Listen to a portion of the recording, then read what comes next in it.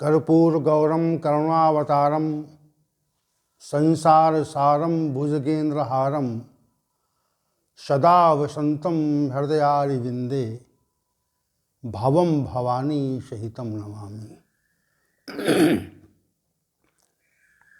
भवानी शंकरौ वंदे श्रद्धा विश्वास रूपिणों याभ्यां विना न पश्यन्ति सिद्धा स्वान्तस्तमीश्वरम। श्री कृष्ण गोविंद हरे मुरारे, हे नाथ नारायण हे वासुदेव।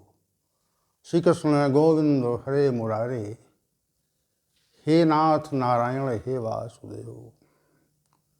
वसुदेव सुतम देवम कंस चाणूरमर्दनम देवकी परमानंदम श्री कृष्णं वंदे जगद्गुरुं। कृष्णं वंदे जगद्गुरुं। कृष्णाय वासुदेवाय हरे परमात्मने प्रणत क्लेश नाशाय गोविंदाय नमो नमः। गोविंदाय नमो नमः। हम सभी आज पुनः भगवद गीता के इस विशेष ज्ञान सत्र में उपस्थित हो चुके हैं और भगवान श्री गोविंद भी हमारी उपस्थिति में प्रसन्न प्रतीत होते हैं और उनकी सानिध्यता हमको नित्य मिलती है। यद्यपि वे हमारे हृदय में नित्य विराजमान हैं, परंतु हम उनकी सानिध्यता का आभास नहीं कर पाते। ये कमी है। वो विशिष्ट सत्ता जो जगत को उद्भवित करती है, प्रकट करती है, उस सत्ता का हम आभास करने में जो असमर्थ होते हैं, तभी संसार की ओर हमारी उन्मुखता होती है और हमारा क्रमिक पतन होता है। समग्र शास्त्रों ने यही कहा कि उस परमात्मा का जो आपके हृदय में विराजमान है, उस परमात्मा का नित्य आभास करें। प्रयास करें कि वो हमारे साथ है। ऐसा अनुभव करने की स्थिति प्रकट हो जाए तो यही विशेष साधना कही जाती है। साधना का अभिप्राय इतना ही है कि हम उस परमात्मिक सत्ता का नित्य आभास करने लगें। वो हमसे, हमारे विचारों से विस्मृत न हो। जैसे संसार के विचार सदैव हमारी स्मृति में रहते हैं, उसी प्रकार यदि परमात्मिक विचार भी हमारी स्मृति में आने लगे तो निश्चित हमारा कल्याण हो सकता है। और ये कार्य भगवद गीता ज्ञान से शीघ्र संभव हो जाता है। आइए चलते हैं आज के विषय की ओर। हम सभी अध्याय संख्या 18 के श्लोक संख्या 12 पर विचार कर रहे हैं और पिछले 4 सत्रों से इसी विषय पर विचार है और इसी विषय को भगवान श्री गोविंद की कृपा से व्याख्यापित किया जा रहा है।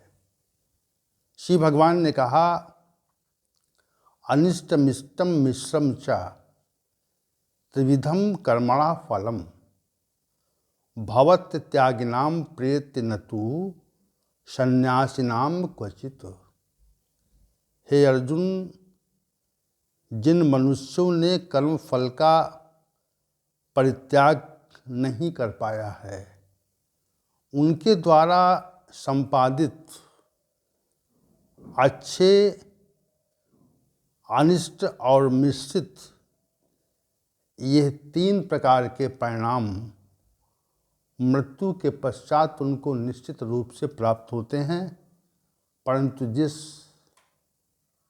विशिष्ट त्यागी ने कर्मफल के संबंध में विचार करना छोड़ दिया है, उसका परिणाम न तो इस पृथ्वी लोक पर होता है और न मृत्यु के पश्चात परलोक में ही उसका परिणाम रह जाता है और वो मनुष्य मुक्त हो जाता है। तो ये विषय जो था, जो चर्चा चल रही थी हमारी, वो ये चल रही थी कि क्रियमाण कर्म जो हैं, क्रियमाण कर्म वे कर्म हैं जो हमारे द्वारा नित्य संपादित किए जाते हैं।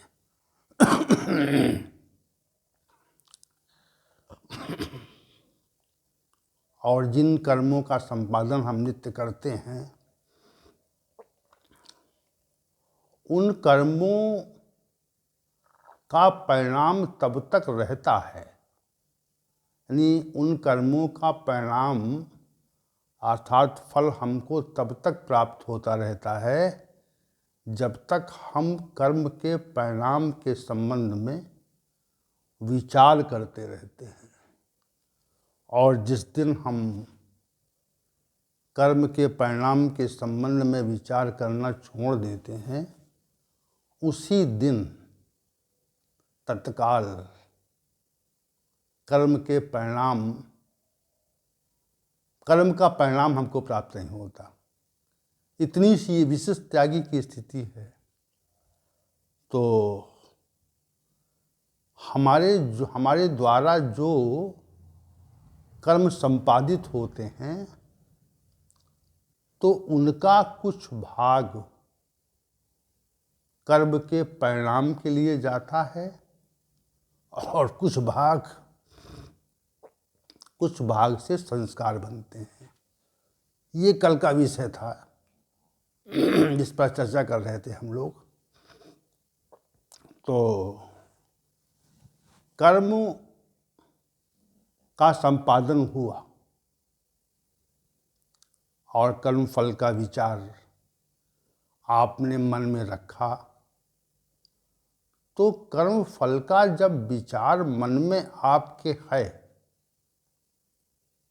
तो जो भी कर्म चाहे शास्त्र संगत हो या शास्त्र के प्रतिकूल हो, दोनों कर्मों का परिणाम निश्चित रूप से आपको प्राप्त होगा। इसमें कोई दो मत नहीं है। अनिष्ट कर्म का अनिष्ट परिणाम और इष्ट अर्थात शुभ कर्म का शुभ परिणाम और मिश्रित कर्म का शुभ और अशुभ परिणाम मनुष्य को निश्चित रूप से प्राप्त होता है। और उन्हीं कर्मों के आधार पर हमारे संस्कार का निर्माण होता है। हमारे संस्कार जो निर्मित होते हैं, वह भी इसी आधार पर होते हैं। तो ये तथ्य आप अपने मस्तिष्क में बिठा लीजिए कि हमारे द्वारा जब तक कर्म फल के संबंध में विचार रहता है, तब तक हमारे कर्मों का जो परिणाम है, वह दो स्वरूप में प्रकट होता है। एक स्वरूप में हमको अच्छी और प्रतिकूल परिस्थितियां प्राप्त होती हैं और दूसरे भाग से हमारे संस्कार या स्वभाव का निर्माण होता है। ये बात आपको अच्छी प्रकार से समझनी चाहिए। और अगर आपने कर्मफल के संबंध में विचार करना छोड़ दिया है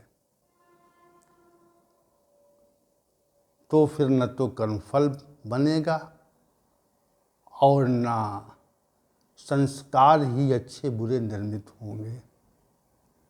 ये बात भी दूसरी ओर स्पष्ट रूप से हमको समझ लेनी चाहिए। तो क्रियामाण कर्मों का जो परिणाम है उसका कुछ भाग परिस्थितियों के उपार्जन के लिए जाता है और कुछ भाग संस्कार के निर्माण के लिए जाता है। ये बात हमको स्पष्ट रूप से समझ लेनी चाहिए। अब जो भाग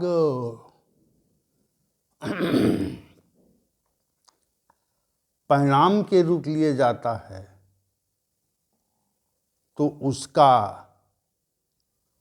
उसकी दो स्थितियां होती हैं। एक स्थिति कर्म का परिणाम हमको प्रतीत होता है और दूसरी स्थिति है हमको अपने कर्म का परिणाम प्रतीत नहीं होता। दो बातें हैं। देखिए, चूंकि विषय ये कठिन है इसलिए इसको हम क्रमिक रूप से आपके समक्ष धीरे धीरे प्रस्तुत कर रहे हैं। तो क्रियामाण कर्म का जो भाग परिणाम के लिए निकाला गया है उस भाग से कुछ परिणाम हमको प्रतीत होते हैं और कुछ परिणाम हमको प्रतीत नहीं होते। दो बातें हो गई यहाँ पे। उसी प्रकार जिस भाग से संस्कार का निर्माण हुआ है उस भाग से शुभ कर्मों से शुभ संस्कार बनने लगते हैं और हमारा जो स्वभाव है वह धीरे धीरे धीरे धीरे निर्मल होता जाता है और जो अशुभ कर्म है उनसे हमारे अशुभ संस्कार बन जाते हैं और वो अशुभ संस्कार भी हमको कुछ समय बाद प्रतीत होने लगते हैं क्योंकि हमारी जो प्रवृत्ति है वह अशुभ और अशास्त्रीय कर्मों की ओर स्वतः हो जाती है। हमारी जो चेष्टा है वह अशुभ कर्मों की ओर, शास्त्र के प्रतिकूल कर्मों की ओर हमारी चेष्टा स्वतः हो जाती है। जैसा आपने देखा होगा कि शुभ कर्म के संपादन के उपरांत मनुष्य में जो संस्कार प्रकट हो जाते हैं तो उन संस्कारों से उस शुभ कर्म करने वाले मनुष्य का स्वभाव प्रकृति निर्मित होती है और फिर वो भविष्य में अच्छे कर्मों के करने की चेष्टा करता है। दूसरा, जो व्यक्ति शास्त्र के प्रतिकूल, शास्त्र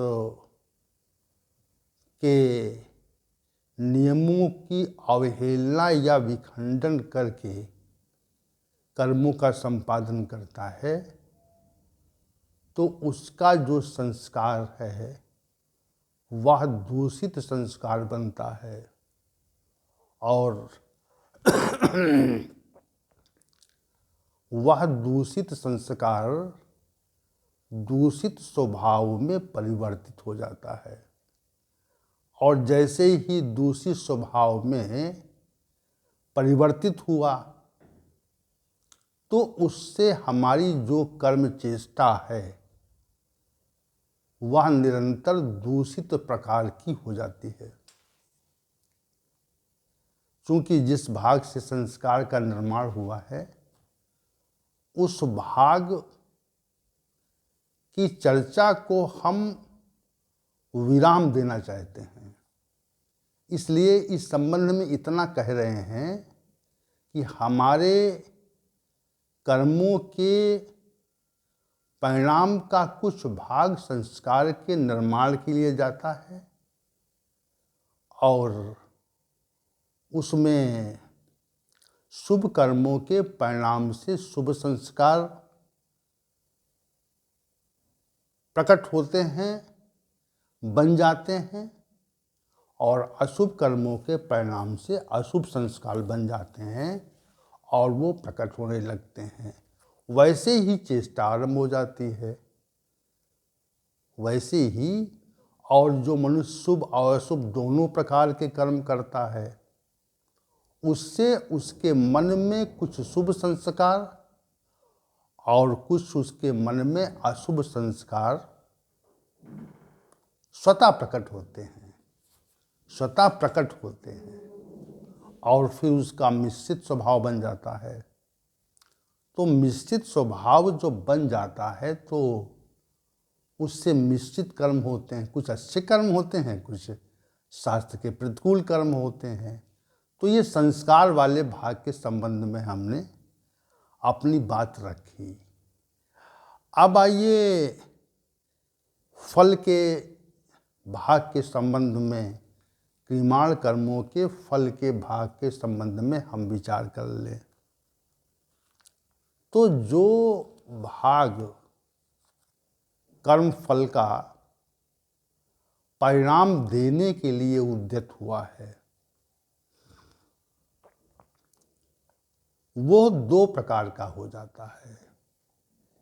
एक तो हमको कुछ कर्मों का परिणाम प्रतीत होता है और कुछ कर्मों का परिणाम हमको प्रतीत नहीं होता है, दिखाई नहीं पड़ता है। ये दो तरह की बातें हो गई। यहाँ पे दो स्थितियाँ उत्पन्न हो गई कि कुछ का परिणाम तो हमको दिखाई पड़ेगा और कुछ का हमको दिखाई नहीं पड़ेगा। तो जो दिखाई पड़ता है, जैसे हम कोई कर्म कर रहे हैं तो उसमें कुछ परिणाम हमको दिखने लगते हैं। जैसे हम ने किसी के संबंध में कुछ प्रतिकूल अवधारणा कर ली, प्रतिकूल विचार हमारे मन में आ गया और उसी प्रतिकूल विचार के अंतर्गत हमने किसी को हानि पहुंचाने की चेष्टा की। उस चेष्टा से हमको परमात्मा की व्यवस्था में स्वयं कुछ बड़ी हानि हो गई। तो आपको स्पष्ट रूप से वह तत्काल तुरंत उसका परिणाम मिल गया आपको। जैसे किसी के साथ आपने अभद्रता की, तो अभद्रता करने का अधिकार आपका है, लेकिन अभद्रता का परिणाम देने का अधिकार तो परमात्मा का है। तो अभद्रता करने पर आपको जिसके साथ आपने अभद्रता की है वह तत्काल उसका प्रतिकूल उत्तर देता है और आपको अपमानित करने लगता है। तो ये तत्काल प्रकट हुआ। ये समझने के लिए कह रहे हैं हम, जिसे हमने किसी व्यक्ति के साथ प्रतिकूल व्यवहार किया, उसको गाली गलौज दिया, जो भी दिया, उसे मारपीट की, तो उसने भी उस शास्त्र के प्रतिकूल कर्म के उत्तर में हमको भी अपमानित करना चालू कर दिया। तो ये तत्काल प्रकट होने वाला परिणाम है। जैसे और भी लोग इस संबंध में विचार करते हैं। जैसे मान लिया हमको क्षुधा लगी, भूख लगी, तो हमने भोजन ग्रहण कर लिया। तो भोजन ग्रहण करने का जो परिणाम है वह क्षुधा की यानी भूख की समाप्ति है। तो ये परिणाम तत्काल प्रकट हो गया, वो परिणाम जो है तत्काल प्रकट हो गया। जैसे हमको प्यास का आभास हुआ और प्यास का आभास होने पर हमने पानी ग्रहण करने रूपी कर्म किया, तो उससे हमको तत्काल शांति मिल गई। तो ये तत्काल प्रकट होने वाला कुछ कर्मों का परिणाम जो है वह तत्काल प्रकट होता है। जैसे हमने कुछ खट्टा पदार्थ खाया, तो खट्टा पदार्थ खाने पर हमको प्रतिकूलता का आभास होता है, कड़वा खाने पर प्रतिकूलता का आभास होता है। तो ये जो प्रतिकूलता का आभास है वह हमारे कर्म का परिणाम तत्काल प्रकट कर रहा है, उसमें विलंब नहीं हो रहा है। और कुछ कर्म फल हमको कुछ समय के उपरांत प्राप्त होते हैं। कई इसको कहते हैं कालांतर में, कुछ अवधि के उपरांत। जैसे आप बीमार हो गए, अस्वस्थ हो गए, और आपने उचित रूप से दवाइयों का सेवन किया और औषधियों को ग्रहण किया आपने, तो औषधियों को जो ग्रहण किया हुआ है उसका परिणाम आरोग्यता के रूप में कुछ समय बाद प्रकट होता है। उसमें कुछ कालांतर है, अवधि है। अवधि वाली बात यहाँ पर स्पष्ट हो जाती है। जैसे हमारे अंदर हम जब कभी पूजा उपासना करते हैं श्री भगवान की, तो श्री भगवान कुछ समय के बाद आपको संपन्नता दे देते हैं, संपन्नता दे देते हैं। तो ये जो परिणाम है वह कुछ समय के पश्चात प्रकट होता है। यह भी प्रतीत होता है कि हमारा कुछ जो समय था उसके बाद परिणाम प्रतीत हो रहा है, कालांतर में हो रहा है। एक तत्कालिक तुरंत पर प्रकट होता है और एक कुछ समयावधि के पश्चात प्रकट होता है। तो दो तरह के परिणाम इस जगत में हमारे कर्मों के कर्म फल का परिणाम हमको प्रकट होना माना जाता। कुछ तुरंत प्रकट होते हैं और कुछ परिणाम जो हैं वह कुछ अवधि के बाद प्रकट होते हैं। जैसे हम यात्रा कर रहे हैं, तो यात्रा करने के पश्चात, बहुत दूर की यात्रा है, तो बहुत दूर की यात्रा जब करते हैं तो फिर जो उसका परिणाम लक्ष्य है वह कुछ समय बाद प्रकट होता है। तो एक तत्कालिक है, एक समयावधि के पश्चात प्रकट होता है। दो तरह की जो परिणाम है वो प्रतीत हो रहा है, हम उसका अनुमान लगाते हैं कि सही है ये। जैसे हमने कोई प्रतिकूल औषधि ले ली, तो प्रतिकूल औषधि लेने पर उस औषधि का जो परिणाम है वह कुछ समय के पश्चात प्रकट होगा या तत्काल प्रकट हो जाएगा। जैसे आपके कहीं किसी शरीर के भाग में पीड़ा हो, दर्द हो, और आपने दर्द निवारक गोली ग्रहण कर ली, तो उसका तत्काल परिणाम प्रकट होता है कि आपका जो दर्द था वो समाप्त हो गया।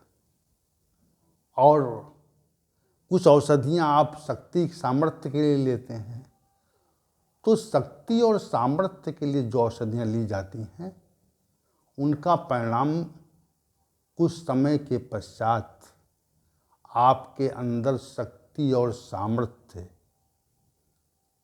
के स्वरूप में प्रकट होता है। दोनों बातें हो गई। तो ये तथ्य हम तो कुछ परिणाम हमको तुरंत प्रतीत होने लगते हैं और कुछ कर्मों के परिणाम हमको कुछ समय के पश्चात प्रतीत होते हैं। और अब आइए उस संबंध में विचार करें कि कुछ कर्मों का जो क्रियमाण कर्मों का जो परिणाम है वह हमको इस जन्म में प्राप्त हो जाता है, और कुछ परिणाम हमको अग्रिम जन्मों में प्राप्त होता है। जैसे आपने बहुत अशुभ कर्म किए, अशुभ कर्म जो नहीं करने चाहिए थे, तो जिन अशुभ कर्मों का संपादन आपने किया, तो समाज में लोग कहते हैं कि अशुभ कर्मों का संपादन कर रहा है और देखिए कितना ये सुखी है।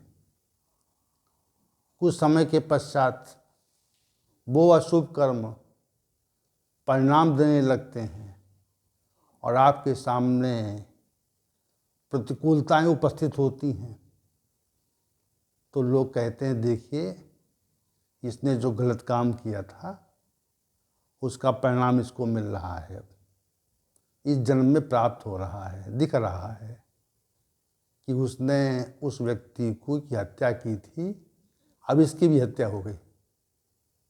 ऐसी इस तरह की बातें कि भाई कुछ परिणाम तो इस जन्म में प्रकट होने लगते हैं और कुछ परिणाम इस जन्म में प्रकट नहीं होते, वो अगले जन्म में प्रकट होते हैं।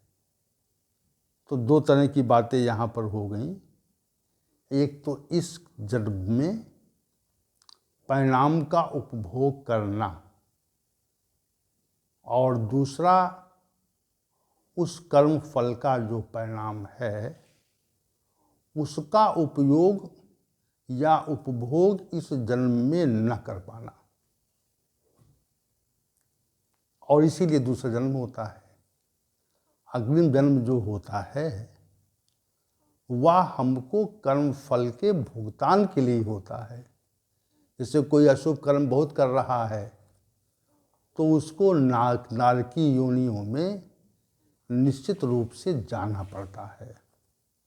अब नारकी योनियों में जाना पड़ता है तो ये अगले जन्म का परिणाम है। जैसे कोई व्यक्ति था और उसने बहुत अशुभ कर्म किए, फिर वो पशु बन गया, कीड़ा बन गया या पक्षी बन गया। नारकी योनियाँ हैं जो तमोगुणी योनियाँ हैं।